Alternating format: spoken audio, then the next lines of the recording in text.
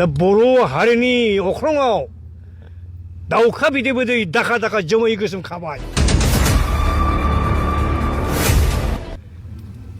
बे दाखा दाखा जोमै गोसोमखौबो जुदि बुजिनो हायाब्ला, सिरि मोनखांनो हायाब्ला, पार्टि फुर्तिखौ जालदाब जुलदाब गारनानैब्लाबो खौसे जुदि गसंथानो हायाब्ला, बे बर' हारिया बे मुलुगनिफ्राय जोबनांगौआ बारा गोबाव आरो सम गैलिया। दुलाराय बुहुमनि बर' फिसाफोरनिसिम बे बिटिसिखौ लानानैनो गावजों गाव बिदा फंबाय नांलाय खमलाय जाजासिनो आलादा हादोर सेपारेट स्टेटखौ थै थाङै आन्तर जयै इनसेसेन्ट पिसफुल डेम'क्रेटिक मास मुभमेन्टनि गेजेरजों थाबैनो जुदि आदाय खालामनो हायाब्ला, बे बुहुमाव बर' हारिया बै बिटिसि आरो बिटिटिखौ लानानै थांनानै थानाया अथ' गोरलै नङा। बे जास्ट जागायजेननायसो खोमा बिसोरनि मथेब्ला। आरो जोंहा अनजालु सिखना जोहोलावा गावनि बेसेन गोसा जिउखौ खुनु दाय गैया हसिया सुथुरनि आखायाव होलांनांबाय। बेयो जोंनि दुलाराय बुहुमनि बर' फिसाफोरनि मेगनखौ खेवनानै होबाय होननानै आं सानो। सिरि मोननांगौनि सम फैबाय बर' फिसाफोर। 5,000 बर' फिसाफोरखौ मुंख्लं जाहोनानै जों जे बड'लेण्ड टेरिटरियेल काउन्सिल एरियास मोनदोंमोन, बिटिएडि आरो बिटिसि, बेखौ दिनै गुबुन जायगानिफ्राय फैनाया दिनै जेरैखि जायाबाबो कब्जा खालामनानै गावसिनि खालामनायनि प्लेनिंजों आवगायगासिनो दं।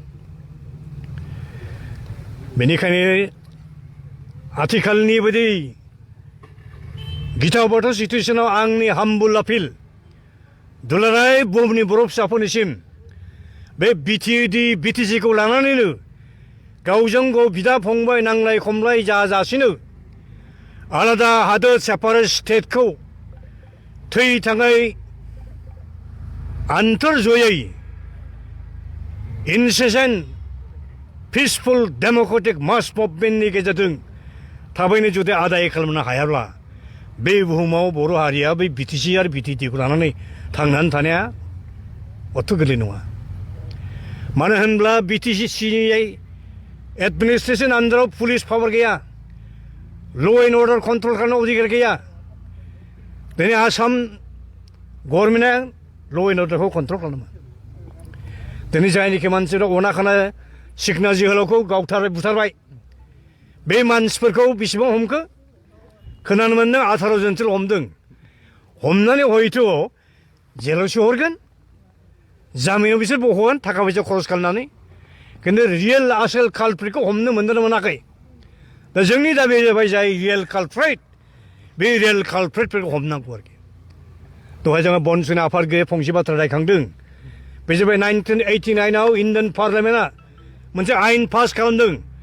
बे जाबाय ट्राइबेल आरो सिडुल कास्टफोरनि सायाव एट्रसिटिस जुदि जायोब्ला, बे एट्रसिटि एक्टनि आन्दाराव जायफ्रा ट्राइबेल मानसिफोरखौ आक्रमण खालामदों, बुथारदों, बिसोरनि हा हु सेदों, बे मानसिफोरखौ गोख्रैनो डिसिआ डिस्ट्रिक्ट मेजिस्ट्रेटआ दा डिस्ट्रिक्ट कमिशनारा एक्सन लानो हायो, एक्सन लानांगौ। आरो जायनिखि मानसिफ्रा बे घटनाखौ खालामदों, बे मानसिफ्रा जतदिन कमप्रमाइज खालामा बे जायगायाव थानो मोना, खिन्थु बे आयेन मथे बे मानसिफोरखौ होखारहरनांगौ। जेब्ला बिसोर कमप्रमाइज खालामगोन, आं बुलाव मावफ्लांदों, आं बहाय आलो गोजोनै सान्थियै बयजोंबो गोरोबनानै थानोसै होनब्लासो बिसोरथ' थानो मोनफिननो हागौ आरो बिसोर ओरैनो इलिगेल मानसिखा। लकेलनि मानसिया गुबुन जायगानि मानसि नङाब्ला, गोदो गोदाय जुग जुगाव थानायब्ला बर' मानसिखौ बेखौ सिथारनो बुथारनो अथ' हिम्मत बा साहस गैयामोन। दा बेखौ जोंनि आइ आफा रायजो राजाफ्रा बेसेबां बुजिदों, बेसेबां बुजिनो नाजागोन, बिसोर गिदिर साननो गोनां बाथ्रा जादों। दा बर' हारिनि अख्राङाव दाउखा बिदै बिदै दाखा दाखा जोमै गोसोम खाबाय।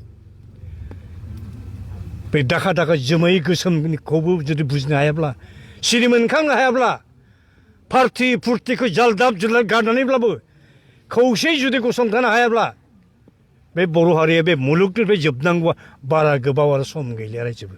बिराद दुखुनि बाथ्रा। बारा गोलाव बाथ्रा बुंला जायखिजाया जायफोर कालप्रेट जायफोरा बुथारदों बै माबाखौ आरोखि अनजालु जोहोलावखौ फासि होनायसिम सहैहोनांगौ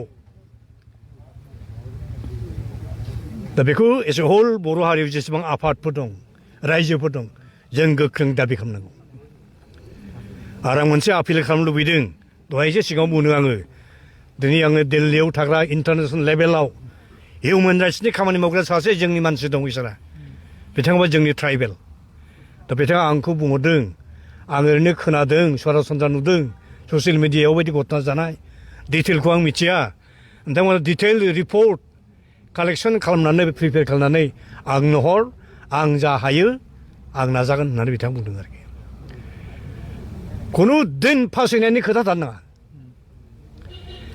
आरो दिनै बे प्रेस मिडियानि गेजेरजों नोंथांमोननि मिडियानि थ्रुयै आं खावलायनो लुबैदों जोंनि बर'फोरनि गेजेराव जेसेबां बर' फिसाफोर एमएलए दं मन्त्रि दं एमपि दङ बिटिसिनि एमसि दं इएम दं चिफ दं डिपुटि चिफ दं बिथांमोना काटिं एक्रस द पार्टि लाइन इउनाइटेडलि सिंगल भइस होनांगौ जाहाथे जोंनि अनजालु जोहोलाव बिस्मिता मोननांगौ रोखोम जास्टिस मोनो आरो बे बड'लेण्ड ओनसोलाव बर' फिसा जाहाथे रावनिफ्रायबो गिनाङा जासिनो आनहेम्पार्ड रोखोमै आनइन्टाराप्टेड रोखोमै जाहाथे आलो गोजोनै सेफलि रैखाथिजों जाहाथे जिउ संसार खांनो हायो रायजो जानो हायो बेनो आंनि हाम्बल आपिल